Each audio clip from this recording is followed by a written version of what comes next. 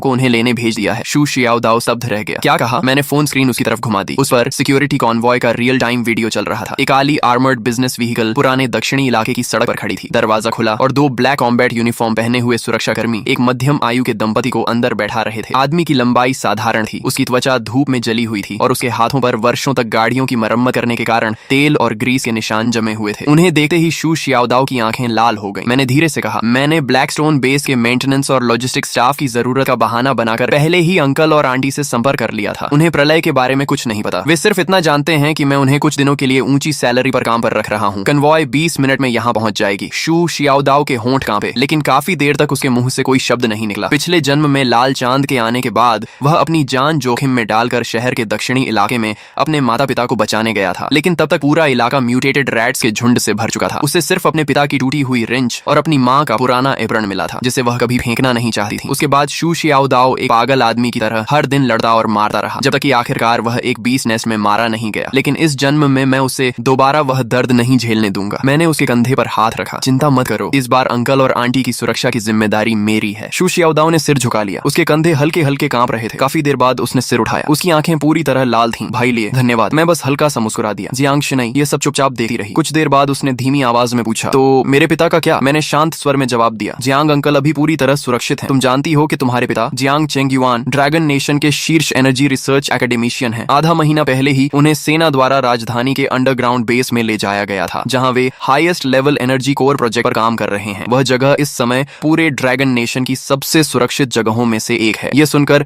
Jiang शिनई ने राहत की सांस ली। फिर मैंने थोड़ी देर रुकर कहा, जहां तक तुम्हारी माँ की बात है, मेरी आवाज धीमी पड़ गई। जियांग शिनई की माँ का कई साल पहले बीमारी के कारण निधन हो चुका था। यह हमेशा उसके दिल का सबसे गहरा घाव रहा था। जियांग शिनई ने आगे कोई सवाल नहीं पूछा। उसने बस हल्के से सिर हिला दिया। मैं समझ गई। मैंने उन दोनों की तरफ देखा और गंभीर आवाज में कहा, अब से ब्लैकस्टोन बेस पूरी तरह बंद रहेगा। कोई भी इस बेस से बाहर नहीं जाएगा। शू शियाओदाओ ने गहरी सांस ली और सिर हिला दिया। जियांग शिनई ने भी अनजाने में अपनी पीठ पर बने 9 हेवंस मिस्टिक मेडन के टैटू को छुआ। मैंने सिर उठाकर बेस के बाहर फैली रात की ओर देखा। सारी तैयारियां पूरी हो चुकी थीं। अब सिर्फ सही समय का इंतजार था। अगली सुबह ब्लैकस्टोन बेस के अंडरग्राउंड लिविंग एरिया में शू शियाओदाओ के माता पिता को सबसे सुरक्षित लिविंग कैबिन में रखा गया था। शू जियानगुओ अपनी जवानी में सैनिक रह चुके थे। हालांकि उन्हें यह नहीं पता था कि क्या होने वाला है, लेकिन बेस की सुरक्षा व्यवस्था देकर उन्होंने तुरंत महसूस कर लिया कि कुछ असामान्य है। उन्होंने ज्यादा सवाल नहीं किए, बस शू शियाओदाओ के कंधे पर हाथ रखकर कहा, प्रेसिडेंट चिन के साथ रहो और मेहनत से काम करो। दूसरी ओर ली गुइलान सुबह से ही किचन में व्यस्त थीं। उन्होंने हम सबके लिए गर्मा गर्म डम्पलिंग्स का एक बड़ा बर्तन तैयार किया। शू शियाओदाओ खाते खाते आंखें लाल कर बैठा, लेकिन कुछ बोला नहीं, क्योंकि प्रलय आने से पहले घर का ऐसा गर्म खाना खवाना बहुत से लोगों के लिए आखिरी सपना साबित होने वाला था। पिछली रात ही मैं सारी बची हुई सप्लाईज को